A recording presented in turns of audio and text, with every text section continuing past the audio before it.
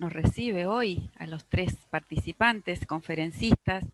Así que bueno, agradezco muchísimo a María José, a Luis, que han organizado este ya quinto taller, ¿no es cierto?, de naturaleza en la Edad Media, que ha contado con buenísimas exposiciones, así que bueno, espero poder estar a la altura de las circunstancias y realmente me siento muy feliz y muy honrada y agradezco por supuesto a todos los que están hoy, estas 18 personas hasta ahora que están escuchando atentamente.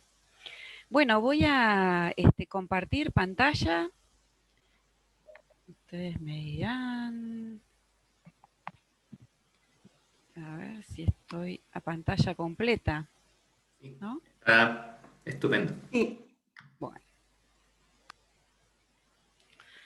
Muy bien.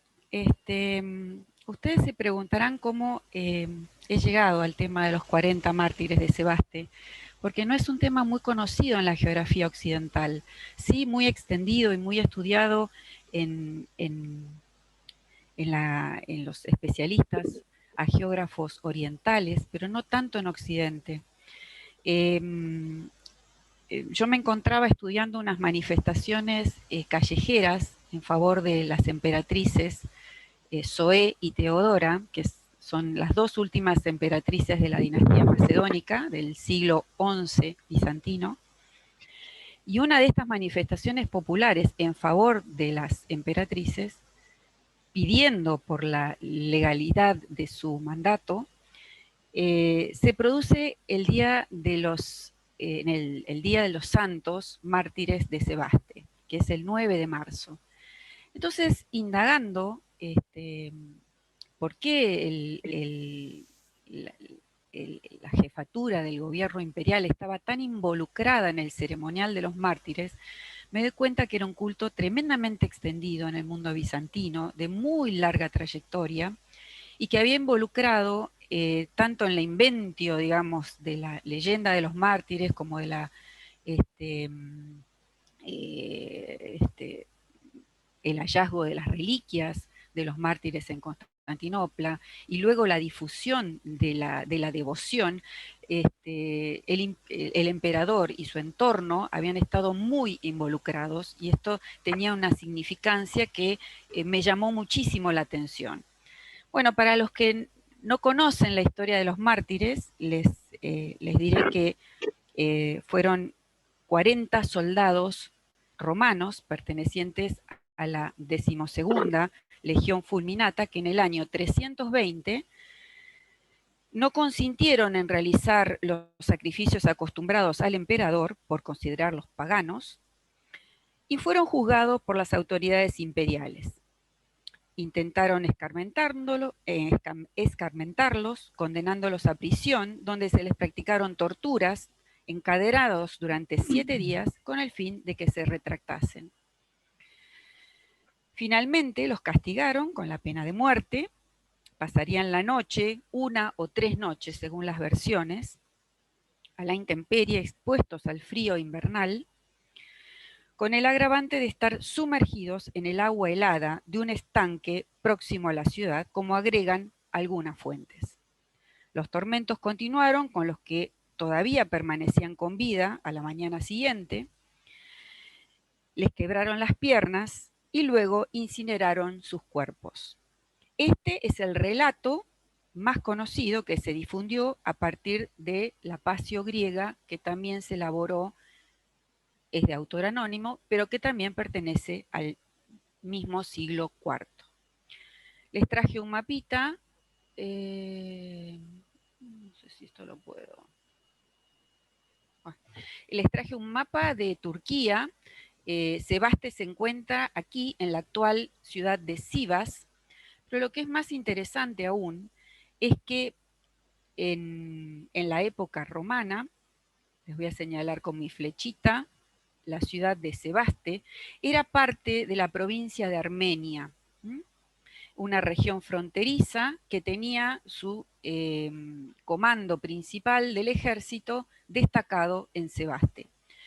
Este dato no es menor, porque fíjense ustedes que cuando el Papa Francisco visita en 2014 Tierra Santa y se entrevista con los líderes religiosos de la región, el obispo de Armenia, al encontrarse con él, le recuerda el martirio de los 40 mártires en el año 320 como el inicio de una larga serie de martirios y genocidios en los que los armenios han sido sujetos de persecución por sus ideas religiosas, su etnia, su política, su cultura, etc.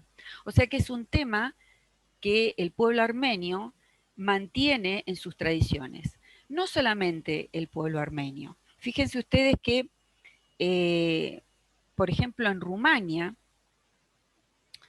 se marca el comienzo del año agrícola en la primavera. Piensen ustedes que la festividad del 9 de marzo coincide con el inicio de los primeros calorcitos. Estamos muy próximos en el hemisferio norte al inicio de la primavera, y a la vez coincide con el inicio de la cuaresma, de esos 40 días anteriores a la fiesta más importante de la Iglesia Católica o cristiana en general, que es la Pascua. Por ejemplo, en Rumania, en la actualidad, se celebra el equinoccio de la primavera y se identifica esta primavera con una figura mítica, Dokia, que es una figura representada por una mujer que se va a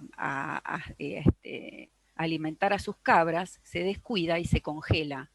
Y a ella acuden los Mosi, que son unas deidades menores, que acuden a descongelar esas heladas que muchas veces suelen llegar ya entrada la primavera y que hacen estropicios en la floración de los frutos que comienzan a despuntar y comienzan a presagiar la llegada del verano.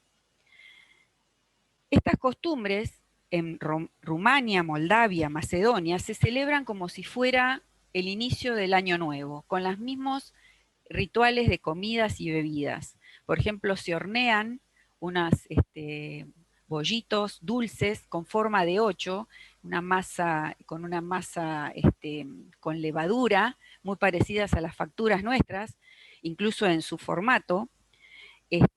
Algunos beben 40 vasos de vino, espero que sean en comunidad, ¿no es cierto? No una sola persona. Se limpian las casas y se junta toda la basura de los jardines y los predios adyacentes a las casas y se hace una quema general. Se purifica a las personas y animales con agua bendita y se golpea el suelo con una masa de madera para alejar el frío y llamar al calor. Todo esto en la fiesta de los 40 mártires. No solo ocurre en Rumania y en estas zonas del que les comenté hasta hace un momento, Moldavia, Macedonia, etcétera, sino que en Macedonia del Norte, por ejemplo, se hace una peregrinación subiendo una colina en el pueblo de Stip, donde participa toda la comunidad del pueblo, no solamente los cristianos, los creyentes en los 40 mártires, sino también todas las otras etnias y religiones, que en ese día se reúnen en torno a la música, la comida y las plegarias, hacen esa pequeña peregrinación recogiendo 40 piedritas y cuando llegan a la cima las arrojan al río que pasa por debajo de la colina en señal de arrepentimiento, en señal de despojarse de los pecados y comenzar a presagiar una vida nueva que vendrá con la Pascua.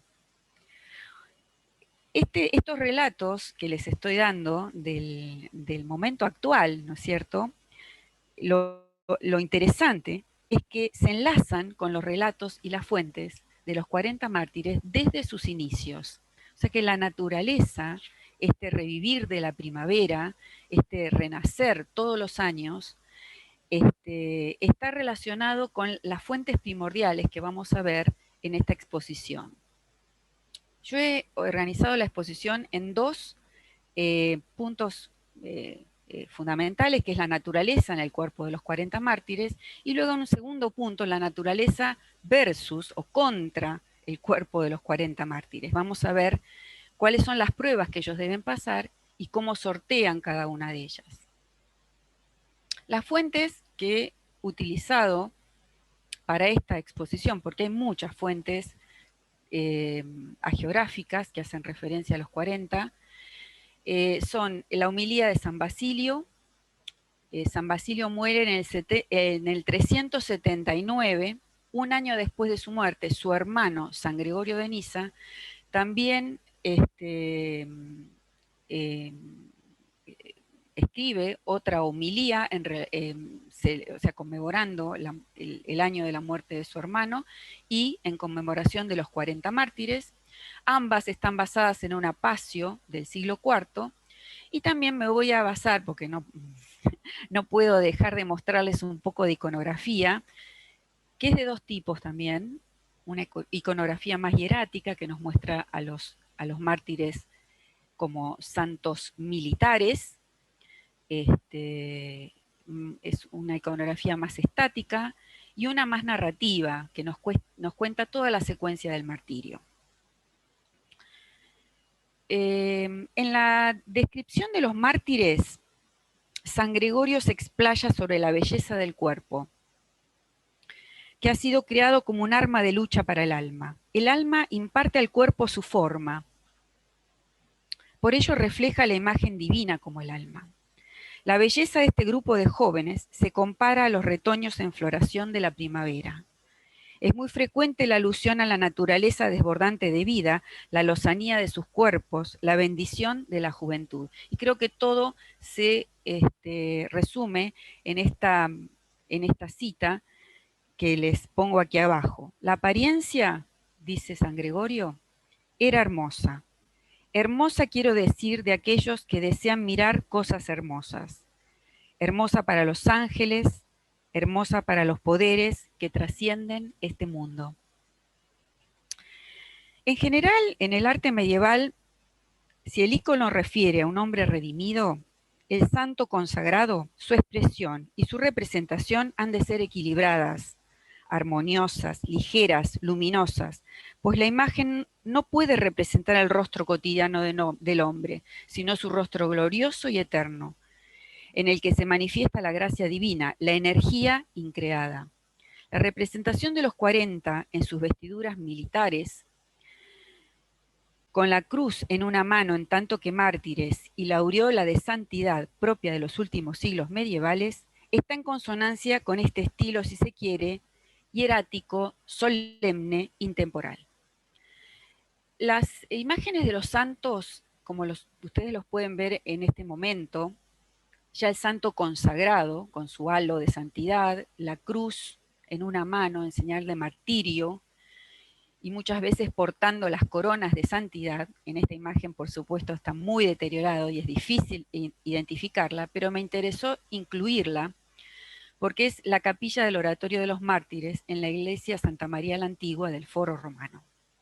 La iglesia es del siglo V, pero esta representación pictórica, que aquí le habré un poquito más agrandada porque me interesa que vean los rostros, que son de hombres jóvenes, tal vez representando rostros de personas conocidas para la época.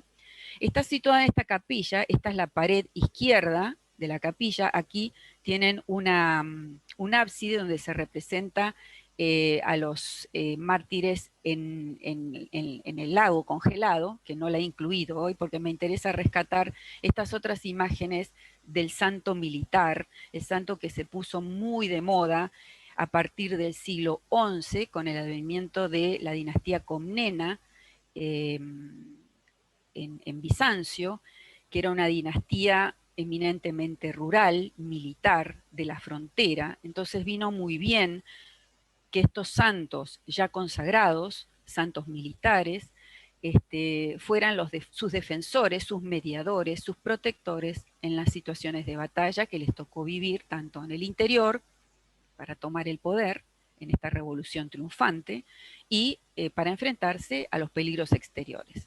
Esta imagen del santo militar también la podemos ver en otras iglesias, por ejemplo, la iglesia de la ascensión de Nuestro Señor en el monasterio de Mileseva, Serbia, donde los vemos dispuestos en el intrados. El intrados es la parte interna del arco, en este caso están dispuestos en los 4 arcos que sostienen la cúpula principal de la iglesia sobre el altar, o sea, un lugar de privilegio total. El santo está permanente mirando el lugar de la consagración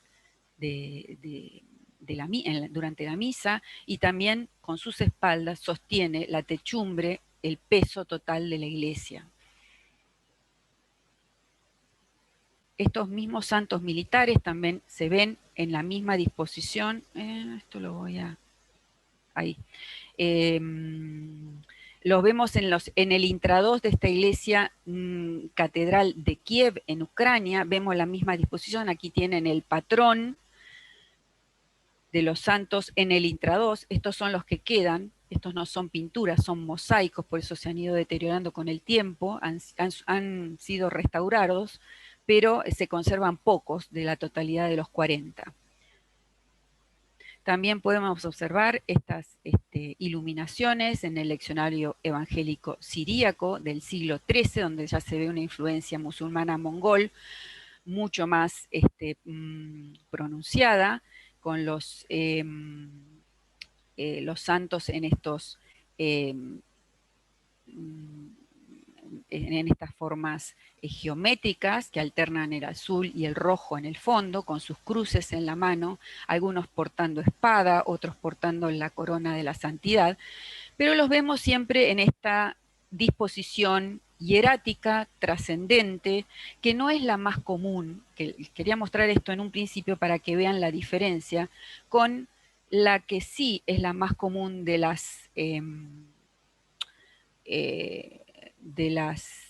iconografía existente en Bizancio con respecto a los 40 mártires, que es esta, la del suplicio en el lago congelado.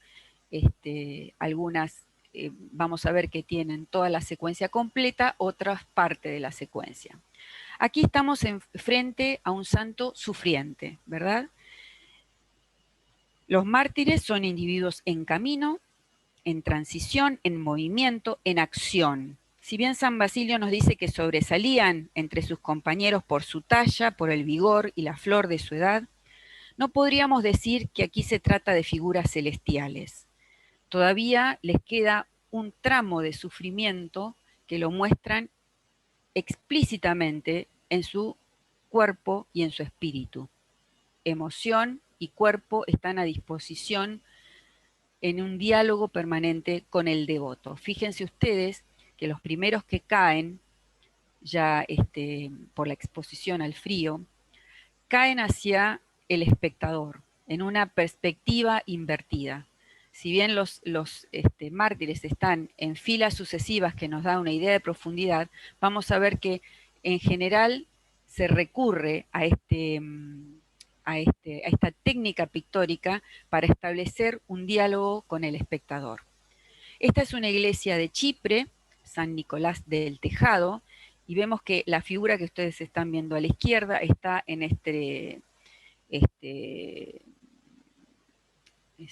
esto se llama absidiolo, que es un ábside más pequeño al costado, está representada en esta pared hacia la derecha.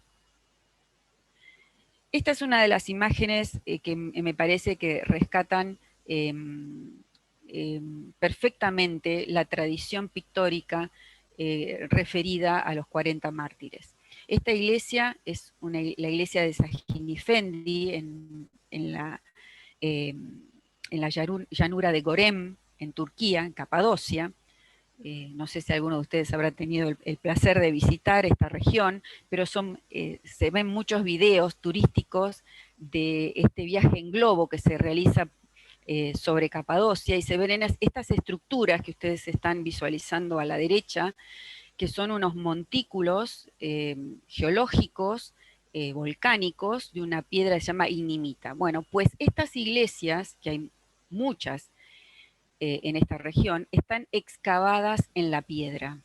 Y a mí realmente ver esta pintura en la bóveda de esta iglesia de Sajinifendi me conmueve enormemente, porque son iglesias absolutamente oscuras, es decir, el único ingreso de luz es a través de estas pequeñas puertas que no logran iluminar el ambiente. Entonces toda esta pintura se debe haber hecho a la luz de las velas, imagínense ustedes. Y luego en los en habitaciones adyacentes era donde dormían y vivían su vida monjes dedicados a la oración permanente. Así que esta visión de esta iconografía de los 40 mártires realmente me conmueve muchísimo. Usualmente la iconografía está en sintonía con la apariencia que describen las homilías de los capadocios. Los mártires son representados como hombres jóvenes, con una musculatura vigorosa, en una actividad expectante, en un primer plano casi en diálogo con el espectador, otros en actitud de oración, otros asistiendo afectuosamente a los que sufren tempranamente los efectos de la tortura. Les voy a pasar rápido estas imágenes. No sé si ustedes ven también como yo una serie de carteles acá arriba, porque a lo mejor estoy tapando, ¿no? ¿Ven bien la imagen? Y se ve correctamente. Se ve, sí. Ah, se ve perfectamente. Bueno, porque yo veo unos carteles y a lo mejor están tapando la imagen que estoy proyectando. Perfecto, sigo. Incluso los capadocios, los San Basilio y San Gregorio, nos dicen que a pesar de las torturas, estos jóvenes no reflejan en sus cuerpos la acción de la naturaleza que está haciendo estragos en su cuerpo, porque en realidad ellos utilizan un recurso muy interesante, diciendo que en realidad no eran sus cuerpos los que estaban ofreciendo al martirio, sino un reflejo, una sombra de sus cuerpos. Esta imagen del espejo, que es tan recurrente en las hagiografías medievales, es que en realidad el alma, y en este caso también el cuerpo de los mártires, reflejan a Dios. Entonces, en realidad, tienen una capacidad teofánica. El reflejo es doble, destella la divina naturaleza y a la vez muestra la divinidad que hay en el interior de cada ser humano redimido. El hombre reconoce dentro de sí el reflejo de la luz divina. Purificado su corazón, vuelve a ser como en el comienzo de los tiempos, una imagen límpida de Dios, belleza ejemplar, experiencia del paraíso, naturaleza pura. También observamos algunos individuos que no son realmente jóvenes. Si bien en las dos homilías aparecen la alusión a estos jóvenes en el despertar de la primavera, con toda su juventud y vigor, vemos que muchos de los que están representados allí son hombres muy ancianos, calvos, de barba blanca, lo cual también es una cuestión a la cual le he dado respuesta con 2 o 3 hipótesis diferentes, pero no estoy segura de por qué. Tal vez el ejército de frontera, de fines del imperio, ya no es el mismo que en las épocas de apogeo. Recuerden ustedes que la profesión militar se había vuelto vitalicia y muchos de ellos vivían hasta el final de sus vidas sirviendo como soldados. Entonces puede ser que en este conjunto de 40 personas existieran soldados jóvenes y otros mayores. Pero por otro lado, también ahora vamos a ver en la segunda parte que la naturaleza representada por estos 4 elementos del aire, el agua, el fuego y la tierra hacen estragos en el cuerpo de estos hombres jóvenes, y tal vez la iconografía haya querido representar esta corrosión de la naturaleza y este avejentamiento repentino. San Basilio y San Gregorio hacen referencia a un tránsito de los santos entonces por estos 4 elementos. Hay que destacar que en todas las cosmogonías los elementos naturales son considerados oscuros, caóticos, siempre latentes, amenazantes, con posibilidad de revancha y de aniquilar el orden. en la dinámica del martirio, es evidente la acción corrosiva del aire gélido, las aguas congeladas, el fuego de la hoguera y la tierra que sepulta las reliquias. Así San Gregorio se explaya en su homilía sobre las consecuencias dolorosas de la exposición al frío. Como los soldados poseían un entrenamiento militar y una resistencia superior para enfrentar los rigores de la guerra, los perseguidores habrían elegido una tortura que inspirara temor a los condenados y los incitara a retractarse. El congelamiento resultaba entonces mucho más cruel que la hoguera, ya que prolongaba la agonía y el tormento. Gregorio realiza una descripción tremendamente realista del suplicio. El poder de los atletas fue apagado poco a poco y consumido por el frío. El fulgor de la juventud se oscureció, su belleza empalideció, la complexión saludable de su carne se marchitó. Gradualmente sus dedos se les desprendieron por el frío y la carne, hinchada, se desgajó de sus huesos. Si bien las homilías hacen referencia a la muerte por exposición al frío, la Passio alude a la inmersión en el lago helado, cuestión que incorpora mayor dramatismo al relato. Una vez terminado el tiempo del martirio en el lago helado, los tormentos continúan en los que no habían sucumbido, les quiebran las piernas y luego calcinan sus cuerpos. Esto es para que ni siquiera quedaran restos que pudieran convertirse en reliquias a futuro. Aquí les traigo una serie de imágenes antes ya de dar mi conclusión final. Fíjense ustedes en este sello, que es de un monasterio dedicado a los 40 mártires, del cual no se tiene ni fecha ni locación cierta, pero se piensa que estuvo muy activo en los siglos XI y XII, tal vez en Constantinopla o muy cerca de la ciudad. Fíjense ustedes en este sello, que es una superficie mínima, ¿no es cierto?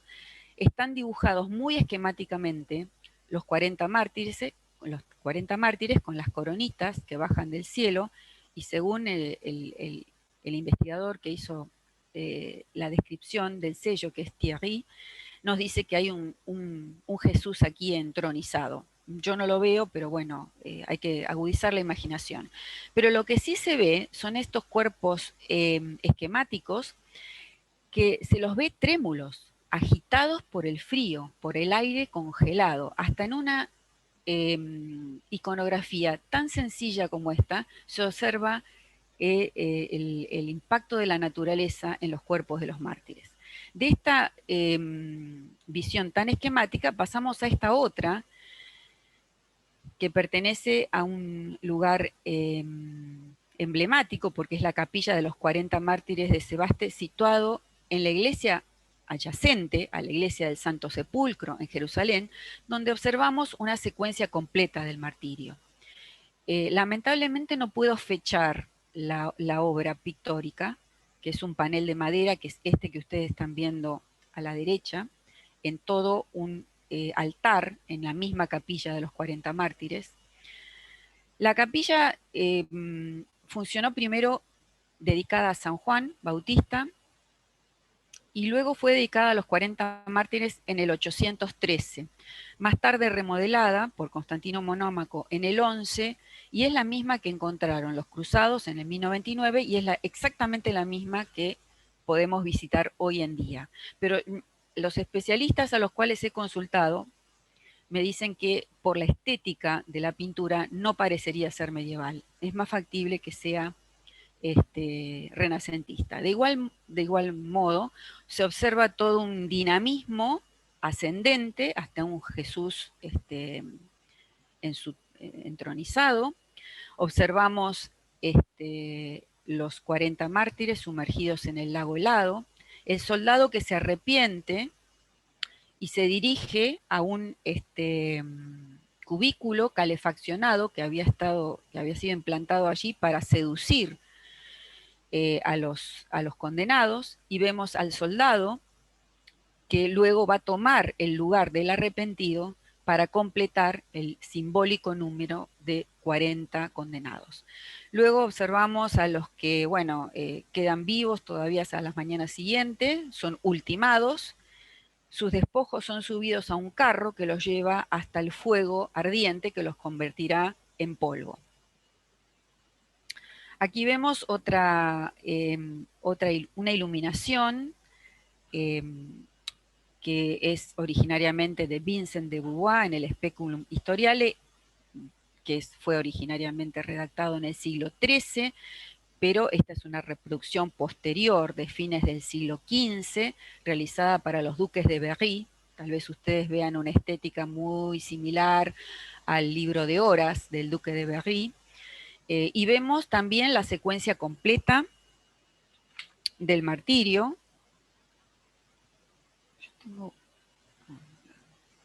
Vemos la secuencia completa del martirio, los condenados en el lago, los ángeles que los esperan con las coronas de salvación.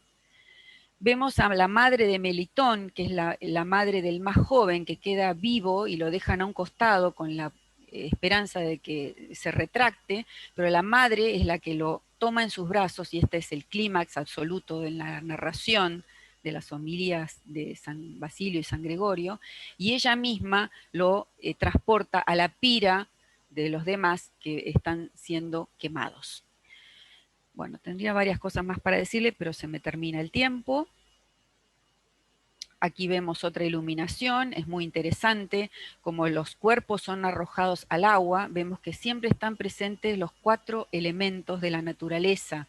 El agua que recibe los despojos de los condenados, lo que no ha sido quemado en la hoguera, y vemos al obispo del lugar que tiene una visión y rescata, vemos a unos ayudantes, uno está en el lecho mismo del río rescatando los pedacitos de los cuerpos de los mártires que serán cuidadosamente sepultados en esta arqueta que servirá de receptorio. Esta es una de las últimas imágenes que les quería mostrar. Esta imagen es del oratorio de los 40 mártires, que se encuentra por debajo de la iglesia de Santa Lucía, en Sicilia, en Siracusa, Sicilia. Es una catacumba, en realidad, que estuvo en actividad hacia el siglo III, refugiando a los cristianos perseguidos en las diferentes persecuciones que se produjeron en el Bajo Imperio Romano. Luego se reactivó en el siglo VIII, cuando Sicilia fue invadida por los musulmanes, se refugiaron allí para continuar con sus devociones y su liturgia, y vemos que los 40 mártires también se convirtieron aquí en focos de resistencia cristiana. Vemos aquí en el techo de la catacumba, vemos una iconografía muy desgastada de los 40 mártires. Por eso es que los especialistas han realizado este cronograma aquí abajo, donde se ve el programa completo, iconográfico. Vemos una distribución en cruz, en los 4 cuadrantes dispuestos los mártires sumergidos hasta la cintura en las aguas congeladas, un Cristo central, una Virgen María al pie de la cruz. Aquí vemos el soldado que se retracta y es suplantado por otro. Y ya voy a las conclusiones. Los elementos de la naturaleza no afectaban solamente externamente al mártir. Recordemos que el hombre, como todos los seres, está compuesto de tierra, agua, fuego y aire. Partiendo del corpus platónico, la cultura medieval concibe al hombre como un microcosmos dentro del gran cosmos de la creación. Esta teoría relaciona la simbología del número 4 con la naturaleza. Galeno manifiesta, siguiendo a Hipócrates, que los elementos del cuerpo humano estaban asociados con los 4 humores. La tierra se conecta con la bilis negra, el agua a la flema, el aire a la sangre y el fuego a la bilis amarilla. Además, a esta relación se le atribuyen otras tantas cualidades: caliente, frío, húmedo y seco. Los 4 elementos en equilibrio garantizan la salud, la armonía entre cuerpo y alma. En la medida en que una persona se desarrolla espiritualmente, alcanza dominio sobre su cuerpo y sobre sus 4 elementos. El acto de sobreponerse o prevalecer sobre los elementos externos también se aplica a la interioridad del hombre, que dominándose a sí mismo logra la libertad de su ser. El 4 será el número de la perfección moral y se denomina tetrágono al hombre moralmente fuerte. Los mártires experimentaron la sensación del contacto con los elementos de la naturaleza en el suplicio. El martirio se concibe como un proceso de redención que era en el cuerpo y en el espíritu, en un abandono de la sensorialidad corporal para vigorizar los sentidos internos donde reina la experiencia sobrenatural. De los mártires, San Gregorio nos dice que la sensibilidad en sus extremidades fue destruida por el frío y a medida que perdían esa sensibilidad, se fortalecía su mente. En el contexto de producción y recepción narrativa de fines del siglo IV, los mártires se convirtieron en los campeones de los presupuestos de la ortodoxia cristiana. Rectos de corazón, llevaron una vida decente de acuerdo a una moral sin mancha, dispuestos a soportar las torturas de la carne antes que realizar cualquier acción que pudiera violar la ley de Dios. Así los mártires ofrecían un increíble contraste con los réprobos, los herejes, que practicaban ritos horrorosos en los que estaban comprometidos los sentidos obscenamente. Como los sentidos se enraizan en el cuerpo, los teólogos los consideraban una vía para acceder al alma y potencialmente al pecado. Frente a una sensorialidad del pecado, la geografía nos presenta la lucha de los mártires que soportaron, como Cristo, sin doblegarse hasta la muerte, la persecución y la tortura. Dominan sus sentidos y redimen su alma. Bueno, termino aquí. Esta es la última diapositiva que me gustaba incluirla porque, como ven, ya es del principios del siglo XVIII y nos presenta un esquema completo de del suplicio de los mártires, con todos los elementos de la naturaleza actuando en su contra. Me olvidé de decirles que el tema del agua es un tema muy recurrente en la devoción de los santos mártires y que ahora estoy estudiando un mapeo de la devoción de acuerdo a las imágenes que han persistido hasta la actualidad y observo cómo estos santos suplantaron un ritual de las aguas que preexistía al cristianismo desde hace muchísimo tiempo, que fue suplantado por una devoción cristiana unido a las aguas. En muchos de los lugares de los santuarios dedicados a los 40 mártires existe un surgente de agua, ya sea agua mineral, fría o caliente, que ya era un habitual lugar de peregrinación para aquellos que buscaban la sanación de sus cuerpos y de sus almas. Esta es una idea que estoy trabajando últimamente y que, bueno, voy a seguir trabajando en un futuro para ver si puedo establecer una línea de contacto entre el tema del ritual de las aguas previo y durante la devoción a los mártires de Sebaste. Bueno, muchas gracias. Acá termina mi presentación. Voy a